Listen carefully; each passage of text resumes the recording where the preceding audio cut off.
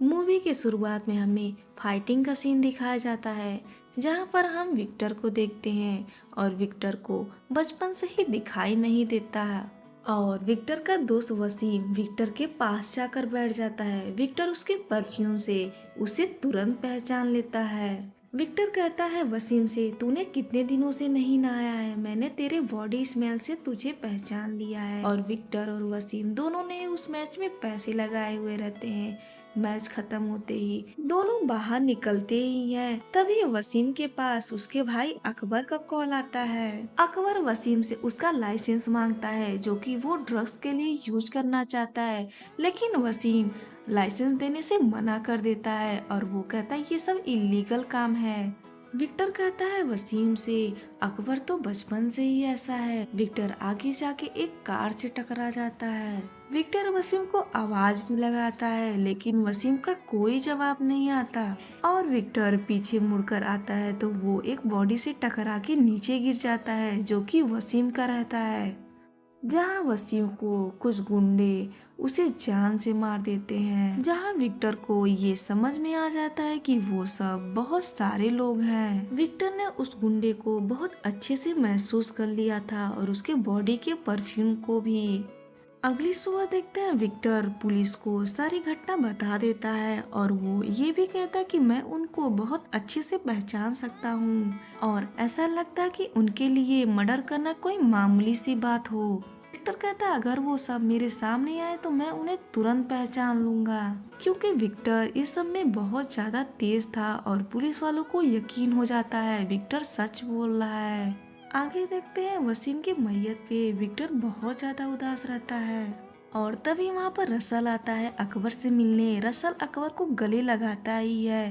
तभी विक्टर ने उसके परफ्यूम को पहचान लिया था। विक्टर कंफर्म करने के लिए बाहर निकलता है और वो गाड़ी को टच करता है और गाड़ी भी डिफेंडर ही रहती है। विक्टर को समझ में आ जाता है कि वसीम का कातिल रसल ही है। रसल विक्टर की हरकतों को नोटिस करता है। विक्टर बहुत ज्यादा घबरा जाता है और वो अपनी गर्लफ्रेंड ईसा के पास कॉल करता है और उसे मिलने के लिए बुलाता है। और विक्टर एक गाड़ी से टकरा के उसमें गिर जाता है, जहाँ रसल विक्टर को अगवा कर लेता है और उसे एक फैक्ट्री में लेकर जाता है। रसल विक्टर से कहता है कि तुझे अंधा समझ के छोड़ दिया था, लेकिन तू तो बहुत ज्यादा स्मार्ट है। रसल विक्टर को बताता है कि वसीम को मारने वाला कोई और नहीं बल्कि उसका भाई अकबर ही है। विक्टर कहता है रसल से, तुझे तो ऐसी मौत मिलनी चाहिए कि तेरे शरीर पे कीड़े रेंगे। जहाँ रसल को बहुत ज्यादा गुस्सा आ जाता है और वो पास खड़े एक आदमी को रिकॉर्डिंग करने के लिए बोलता है।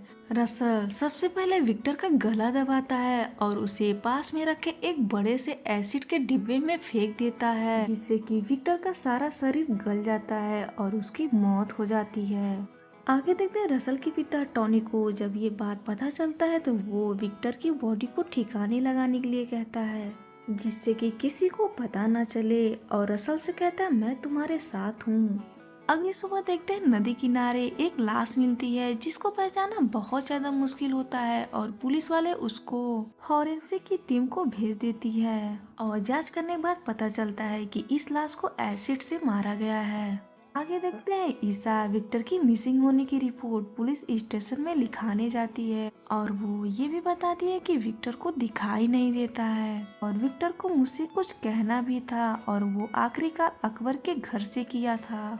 और पुलिस वाला वो लाश तुरंत ही डीएनए टेस्ट के लिए भेजता है, जिससे कि पता चल जाता है कि वो लाश विक्टर का ही है। जिसके बाद विक्टर की फैमिली को इन्फॉर्म किया जाता है और वो सोने का बहुत बड़ा बिजनेस भी करते हैं। और विक्टर अपने घर में सबसे छोटा रहता है, उसकी बड़ी बहन और उसका भाई जॉर्ज।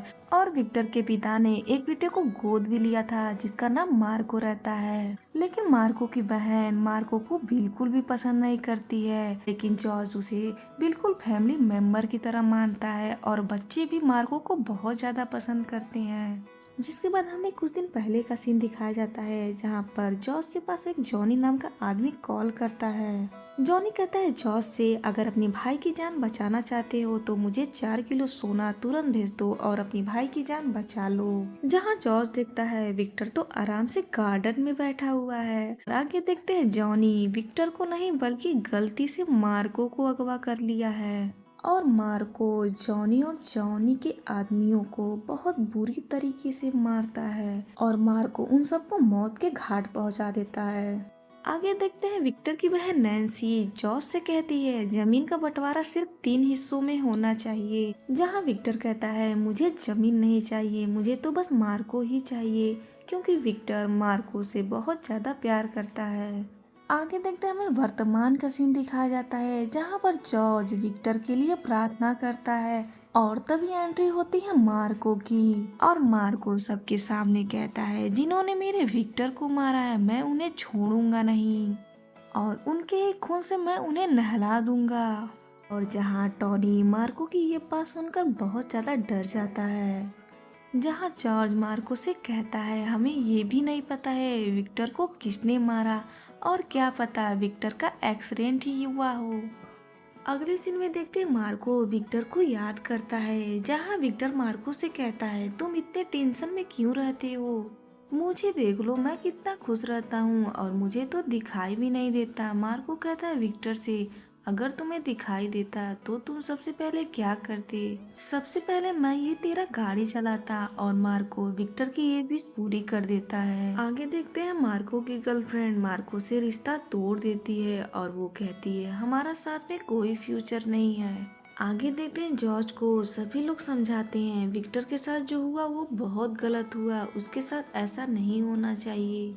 जहाँ जॉर्ज कहता है जिस किसी ने भी विक्टर के साथ ऐसा किया है मैं उसे छोड़ने वाला नहीं हूँ। टॉनी अपने बेटे रसल को जॉर्ज से मिलवाता है और उसे ये भी कहता है विक्टर को किसने मारा उसका पता अब रसल लगाएगा। और तभी वहाँ पर मार्को आ जाता है और वो कहता है कि जिसने भी मेरे भाई को मारा है मैं उसे छोड़ने वाला नहीं हूँ। टॉनी ये बात बहुत अच्छे से समझ चुका था मार्को और जॉर्ज को बेवकूफ बनाना इतना आसान नहीं है, क्योंकि वो अपने भाई का बदला जरूर लेकर रहेंगे।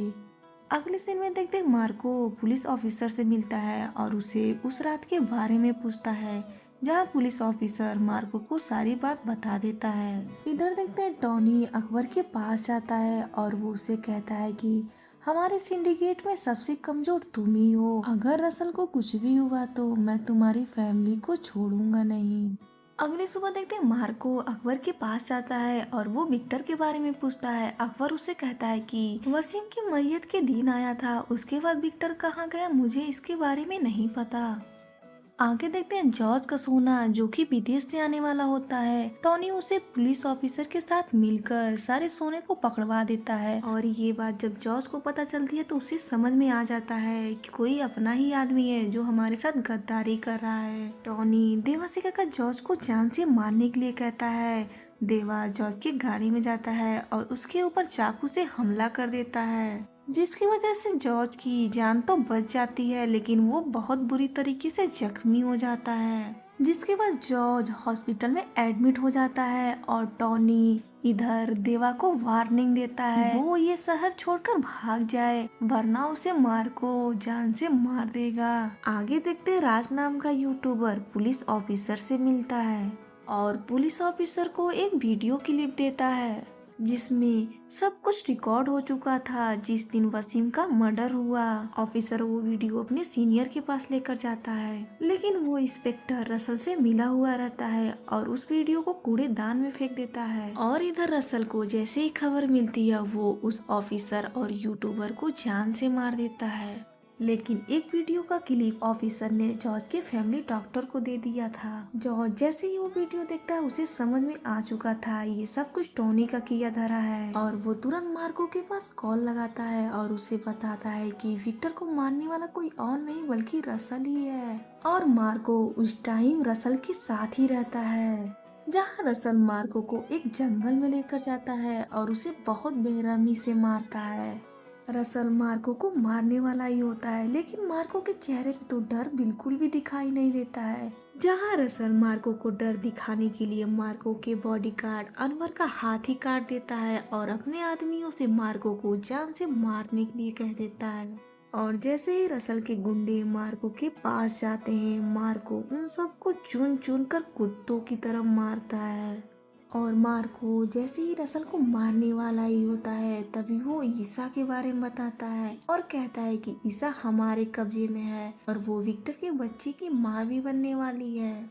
और तभी टॉनी का फोन आता है और उसे कहता है कि ईसा की जान प्यारी हो तो रसल को छोड़ दे। और इधर मार्को सारी बात अपनी फैमिली वालों को बता देता है और टॉनी के शर्तों को भी, जहां जॉर्ज टॉनी की शर्तों को मान लेता है और मार्को से कहता है कि ईसा की जान बचाने के लिए। आगे देखते हैं मार्को टॉनी के एक आदमी को एक कंटेनर में बंद कर देता है जिसमें कि ऑक्सीजन बहुत कम रहता है। और मार्को उसे एक फोन और 1 घंटे का टाइम देता है। और जैसे ही मार्को को ईसा के बारे में पता चलता है, उसे उस कंटेनर के साथ उड़ा देता है। आगे देखते हैं मार्को ईसा के पास जाता है, लेकिन मार्को को रोकने के लिए टॉनी के बहुत सारे गुंडे रहते हैं, जहां मार्को उन सबको एक एक करके कुत्तों की तरह मारता है। और मार्को देखता है ईसा नहीं बल्कि कोई और लड़की है। तभी वहाँ पर टॉनी भी आ जाता है। टॉनी मार्को से कहता है कि तुम्हें हमारी डील माननी पड़ेगी, वरना हम ईसा और उसके बच्चे को दोनों को जान से मार देंगे। आगे देते मार्को रसल के पास जाता है और अपने साथ एक सूटकेस भी लेकर जाता है। रसल मार्को से कहता है कि मुझे इस दिन का ही तो इंतजार था। रसल जैसे ही उस सूटकेस को खोलता है और उसमें देखता है कि टॉनी का कटा हुआ हाथ है। इसे देखने के बाद रसल एकदम से हैरान हो जाता है। दरअसल मार्को जब टॉनी से मिलने उसके पास गया हुआ रहता है, तभी मार्को उसका हाथ काट देता है और मार्को कहता है यही है मेरी डील। मार्को कहता है रसल से ईसा को छोड़ते ही तुम्हें तुम्हारे बाप का एड्रेस मिल जाएगा और जाके बचा ले उसको।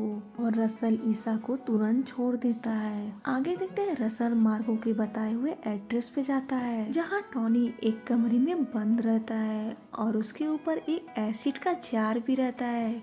अगर वो एसिड थोड़ा भी हिला तो टॉनी की जान जा सकती है। और रसल उस जार को बहुत केयरफुली निकालता है। और तभी टॉनी जिस चेयर पे बैठा हुआ रहता है, उसके नीचे से बॉम्ब की आवाज आती है, जिसे देखने के बाद रसल और बाकी सभी लोग बाहर चले जाते हैं और टॉनी की उधर ही मौत हो जाती है।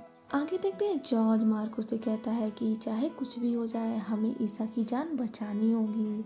और इधर देखते हैं रसल साइरस के पास जाता है, जिसे टॉनी ने गोद लिया था और रसल उसे बड़ा भाई मानता है। और रसल टॉनी के मौत के बारे में बताता है, जहां साइरस कहता है जिस किसी ने भी मेरे डैड को मारा है मैं उसे छोड़ूंगा नहीं।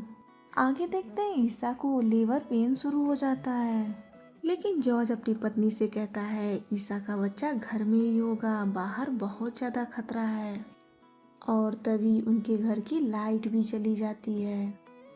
और तभी एंट्री होती है साइरस की। साइरस उनके घर के गेट को बॉम्ब से उड़ा देता है और सभी आदमियों को लेकर घर के अंदर चला जाता है, जहां जॉर्ज साइरस को रोकने के लिए उसके ऊपर चाकू से हमला कर देता है, लेकिन साइरस उसी चाकू से जॉर्ज को मार देता है। इधर मार्को साइरस के आदमियों को एक एक करके बहुत बेरहमी से मारता है, लेकिन मार्को साइरस के आगे कमजोर पड़ जाता है और साइरस मार्को के सामने ही घर के सभी लोगों को मारने लगता है। अब तक तो साइरस बच्चों को भी नहीं छोड़ता, वो एक एक करके सबको बहुत बेरहमी से मारता है।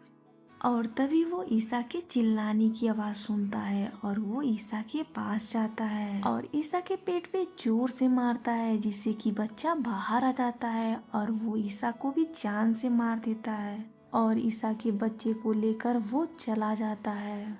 अगले सीन में देखते हैं मार्को साइरस के पास जाता है, जहाँ पर मार्को साइरस के आदमियों को एक एक करके बहुत बेरहमी से मारता है, जिसे देखने के बाद साइरस और रसल दोनों ही मार्को के ऊपर हमला कर देते हैं। जहां मार्को रसल के सीने से उसका दिल ही निकाल देता है और रसल की उधर ही मौत हो जाती है, जिसे देखने के बाद साइरस बहुत ज्यादा डर जाता है और वो विक्टर के बच्चे को एसिड में फेंकने वाला ही होता है। तभी मार्को साइरस का गला काट देता है और जिसकी वजह से साइरस एसिड में गिर जाता है और साइरस की मौत हो जाती है और मार्को विक्टर के बच्चे को बचा लेता है। जहां मार्को विक्टर और अपनी फैमिली का बदला ले लेता है और ये मूवी इधर ही समाप्त हो जाती है। तो दोस्तों, आप सबको ये मूवी कैसी लगी प्लीज़ मुझे कमेंट करके बताएं और मेरे इस चैनल को लाइक सब्सक्राइब एंड शेयर कीजिए। Thank you for watching.